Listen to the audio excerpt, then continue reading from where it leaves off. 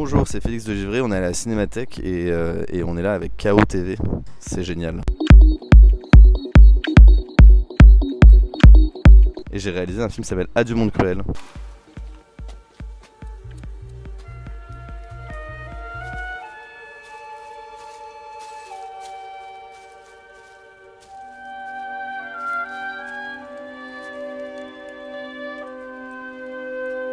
J'ai réalisé mes films KO.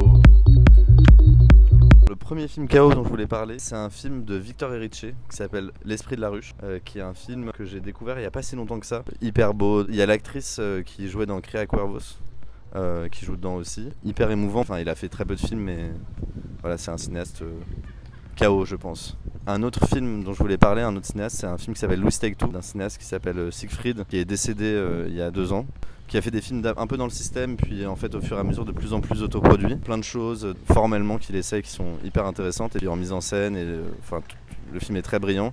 Et il est un peu méconnu et je pense que c'est un film qui gagnerait à être redécouvert. C'est le parrain du chef opérateur de mon film et il a été très important pour mon film. Voilà, il nous a beaucoup aidés. On avait fait des essais de pellicules, de type de développement. Enfin bref, il a été très là pendant le tournage. Donc c'est quelqu'un d'important.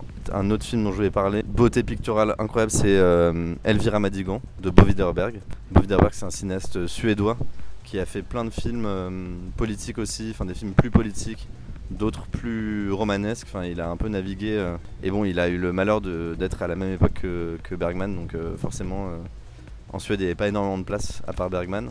C'est un peu comme les zombies avec les Beatles quoi, c'est un peu genre.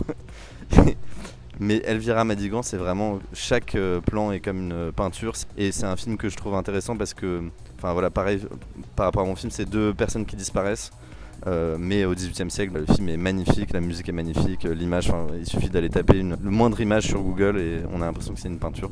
Autre cinéaste KO dont je voulais parler, enfin je crois KO, Alain Tanner, cinéaste suisse. Au début je voulais parler de La Salamandre mais c'est plus connu, alors je vais peut-être parler de Messidor qui est un film que Marie-Stéphane Imbert, la co-scénariste de mon film, m'en avait parlé parce que c'est 2 personnages, non pas qui disparaissent mais qui sont un peu en fugue, qui se rencontrent un peu au bord d'une route, qui font du stop et qui mentent un peu et voilà, c'est un peu leur destin. Guy Gilles, je voulais parler, alors il y en a plusieurs. Le premier, ça serait Au pan coupé qui est son premier film qui est très libre, mais peut-être que je parlerai plutôt d'Absence répétée.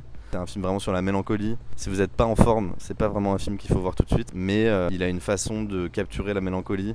Dans tous ses films, dans tous les cas, et dans toutes ses images, et même de façon très très romantique, il le capture tellement justement que ça vieillit tellement bien. Enfin en fait, on a l'impression que c'est la même mélancolie que la mélancolie d'aujourd'hui, alors que c'est les années 60 ou les années 50. Et donc ça veut vraiment dire qu'il a capté un truc de l'essence humaine. 4000 Rêveurs, film très important en termes évidemment de Bresson, de cinéma, de mise en scène et tout, mais aussi beaucoup en termes d'image, de nuit. C'est vraiment une nuit qui a complètement disparu et de façon d'éclairer plus les fonds que les visages. Enfin, les personnages sont complètement pris dans l'obscurité. Le film est vraiment très très bon, en plus il a été restauré là et la restauration est assez belle, quoique quand même moi j'aime bien la version un peu... La première fois que je l'avais vu c'était pas en DVD, c'est une version un peu pirate et c'était très beau aussi. Et il y a un dernier film dont je voulais parler, vieux film, mais je me dis peut-être que ça peut être... C'est un film qui s'appelle Stella Dallas, le grand mélodrame King Vidor avec Barbara Stanwyck, qui est vraiment bouleversant. J'en ai d'autres, je peux continuer. J'en ai un dernier.